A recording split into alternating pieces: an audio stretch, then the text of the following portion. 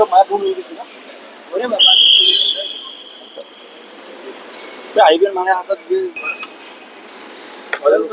दिल्ली सर्वपक्षीय बैठक दिल्ली सर्वपक्षीय बैठक हे सगळे यांनी बोलावले संरक्षण मंत्र्यांनी या सगळ्या संदर्भातली माहिती दिली दिल्लीत सर्वपक्षीय बैठक होते आहे. जो काल पाकिस्तानवर हल्ला झाला त्या संदर्भातली माहिती संरक्षण मंत्री देणार आहे. कसं पाहता राहुलजींनी काल हल्ल्याचा जो काही झाला होता त्या अनुषंगाने स्वागत केलेलं आहे सैन्याच्या या सगळ्या गोष्टी नक्कीच सगळ्यांनी देशाने स्वागत केलेलं आहे.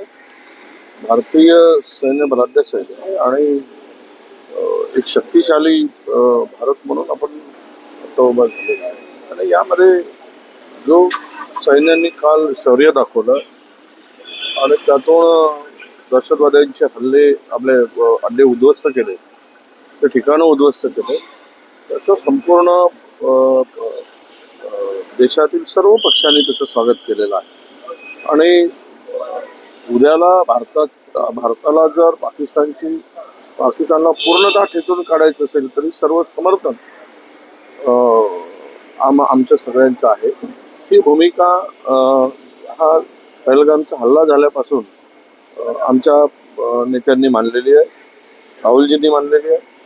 आणि आजच्या सर्वपक्षीय बैठकीमध्ये जर उद्याच्या दृष्टीनं कायमचा बंदोबस्त करण्यासाठी काही चर्चा होत असेल तर नक्कीच त्याला आम्ही सोबत राहू, त्या निर्णयाच्या सोबत राहू. ऑपरेशन सिंधूर झालेला आहे. आता 2.0 ऑपरेशन सिंधूर राबवलं जाईल अशी शक्यता वर्तवली जात आहे.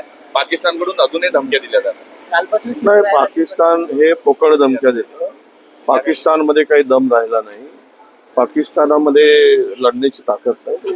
केवळ धमकीच देऊ शकतात, ते काही करू शकत नाही.